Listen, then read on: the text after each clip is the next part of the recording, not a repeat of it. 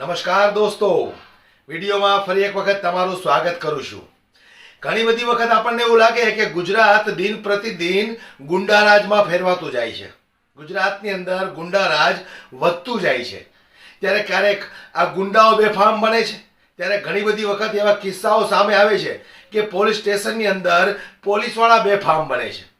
ત્યારે હું તમને એક વિડીયો બતાવવાનો છું કે સાગબારા જિલ્લાના એક આદિવાસી યુવકને નજીવી બાબતમાં પોલીસવાળા એમને અડધી રાતે ઘરેથી ઉચકી જાય છે। ત્યાર પછી પીએસઆઈ અને એમની સમગ્ર ટીમ એક રૂમમાં એને ગોંધી રાખે છે અને ઢોર માર મારે છે। એમનો વાંક શું છે એ ખુલાસાઓ સમગ્ર આ વિડીયોની અંદર હું તમને બતાવવાનો છું। પરંતુ આવું ક્યાં સુધી ચાલશે કે એક પોલીસવાળા એક નજીવી બાબતે એક આદિવાસી સમાજના યુવકને ઢોર માર મારે છે। ત્યારે આદિવાસી સમાજના યુવકોનું કહેવું છે કે ભાઈ અમને તમે શા માટે આટલા બધા હેરાન કરો છો, અમે પછાત વર્ગના છીએ એટલા માટે। ત્યારે બીજી તરફ દેશના પ્રધાનમંત્રી આદિવાસી સમાજ માટે ઘણી બધી યોજનાઓ લાવતા હોય છે। હમણાં જ ચૂંટાયા આદિવાસી સમાજના મનસુખ વસાવા ભારતીય જનતા પાર્ટીના સાંસદ। ત્યારે આદિવાસી સમાજના લોકો સાથે આટલો બધો અન્યાય કેમ, એ વાતને લઈને ચેતર વસાવાએ જે રીતે પોલીસ પર નિશાન સાધ્યું છે અને ગૃહમંત્રી હર્ષભાઈ સંઘવીને પણ બે શબ્દ કીધા છે કે આવું કેટલો સમય સુધી ચાલશે। જે રીતે યુવકને ઢોર માર મારવામાં આવ્યો છે, ત્યાર પછી હોસ્પિટલની અંદર એમને દાખલ કરવામાં આવ્યો છે। આવો એ વિડીયો ઉપર આપણે એક નજર નાખીએ।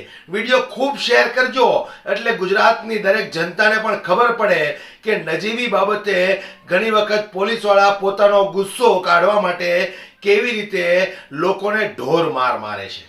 પોલીસ સ્ટેશન અમે ગયા નહીં બહાર તો સીધા પે સાહેબને અમને શું ભાઈ તમારું શું મીટર છે એવું કશું પૂછ્યું નહીં, સીધા અંદર ખીચી લઈ ગયા અને મોડા પર મારવા લાગ્યા। સાહેબ એમ કે તો મોડા પર જ મારે, સાહેબ કે એના પહેલા મારે, પાછા જેલમાં પૂરી દીધા। પાછા એક કરીને ને બહુ માર્યા મને તો એને 4 જણાએ પકડેલો। મેં સાહેબને પૂછ્યું સાહેબ મારે શું ગલતી છે એમ કહેવા જાઉં ને તો મને ગમે રીતે 4 જણા હતા ને મોડા પર ગમે રીતે ફેટ મારે। કોઈ સાહેબ એમ કરીને કહેવા જાઉં ને કોઈ 4 જણાએ મને પકડ્યો, એક અહીંયા પગ મૂક્યો, એક અહીંયા ગરદનમાં પગ મૂકેલો, 2 જણા અહીંયા પકડેલો। તે સાહેબ એને પેલું ચાબુક નહીં આવતું પેલું ઘંટીનું પોટો જેવું એનાથી તળિયામાં બહુ માર્યો, ચલાતું નહોતું, બહુ ખરાબ। અહીં તો હજુ ખાવાનું બી હરખી તો ઉતરતું નહીં। આજે બી ખાલી 4 દાડા થયા, 1 રોટલી ખાધી મેં। પછી તમને બીજા દિવસે 5 તારીખે દવાખાને લઈ ગયા હતા? નહોતા દવાખાને લઈ ગયા, એ તો પાછા એને આખો દાડા રહ્યા। પેલા ભાઈને અચાનક ચક્કર આવી ગઈ ને એટલે પછી પેલા ભાઈ આવીને અચાનક પેલું લોકઅપ ખોલાવીને લઈ ગયા। પાછું મને એવું થયું ને ત્યારે મમ્મી લોકો આવીને લઈ ગયા, બાકી તો કોઈ પૂછતા બી નથી, ત્યાં તો ચા બી નથી। એમને માર્યા સાહેબને ઓળખો છો? એ એમનો ગુનો એવો તો શું હતો સાહેબ કે એમને એટલા બધા અમારા મેન છે કાયદો વ્યવસ્થા જાળવવાની, એને કોઈ માર્યું નથી।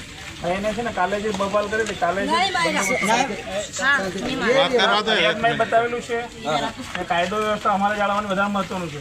હવે આ રીતે કરશો તો પછી ખોટા બીજું મોટા ઇસ્યુ બની શકે। કઈ નહીં બનાવો, મોટો ઇસ્યુ બનાવો।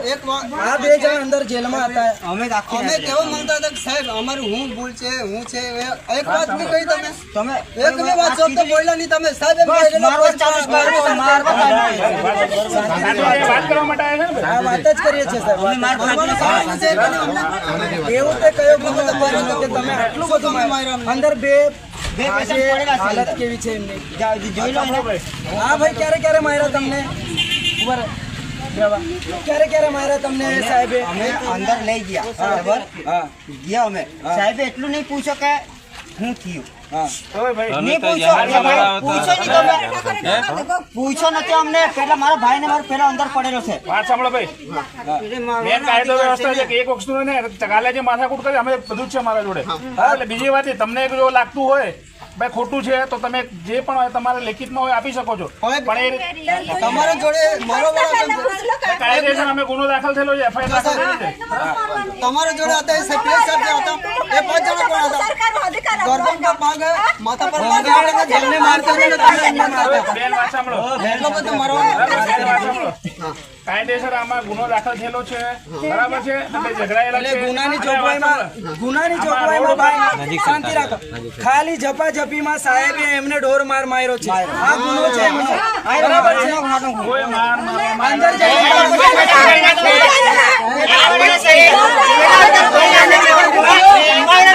ઢોર માર માર્યો છે.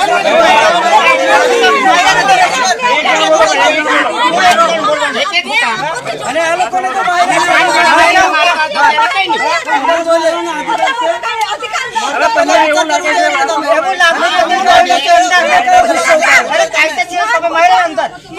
કયો ગુસ્સો ઉતાર્યો?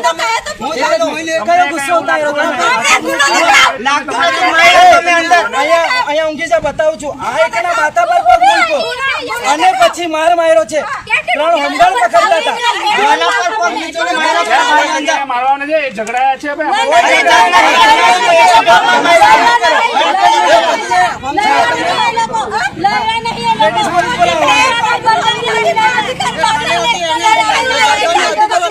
અમે જેલ ભરો આંદોલન કરીશું, અમને મંજૂર છે. તમે બધાને મૂકો.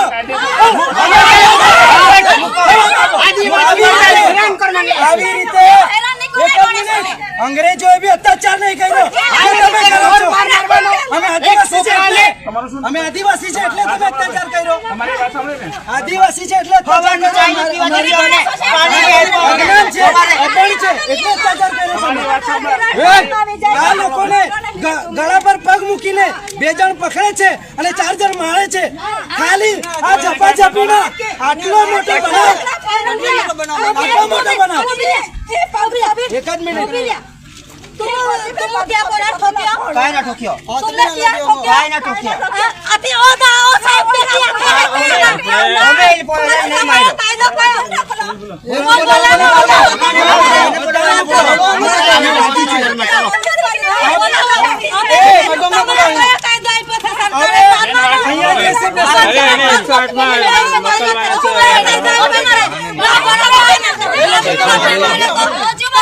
તમને કોઈ લાગે તો તમે લેખિતમાં